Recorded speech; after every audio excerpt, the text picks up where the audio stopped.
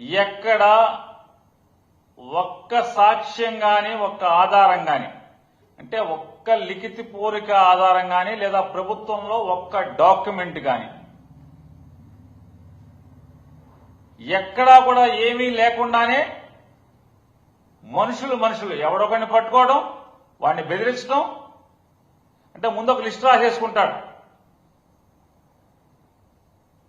వీళ్ళ ఆత్రం ఎట్లాంటిదయ్యా అంటే జగన్మోహన్ రెడ్డి గారి టార్గెట్ గా ఎందుకయ్యా అంటే చంద్రబాబు నాయుడు ఏమో 3,300 కోట్ల లక్ష్యంగా 370 కోట్ల రూపాయల ప్రజాధనాన్ని లూటీ చేసినటువంటి కేసులో ఆధారాలతో సహా దొరికిపోయి చంద్రబాబు నాయుడు గారికి ఎప్పుడూ ఆత్రమే. నాడు ఏలేరు స్కామ్ అవనండి లేదా మరేదైనా స్కామ్ అవనండి ఏ స్కామ్లో కూడా ఇన్వెస్టిగేషన్ జరగనివ్వకుండా తనకున్నటువంటి పరపతిని తనకున్న డబ్బుని తనకున్నటువంటి న్యాయవాదులు పెద్ద న్యాయవాదుల ద్వారా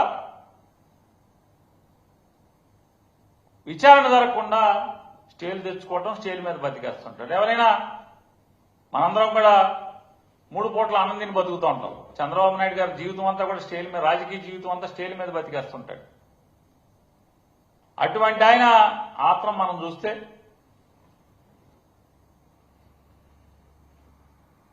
స్కిల్ స్కామ్ లో కూడా అదే ఆత్రం.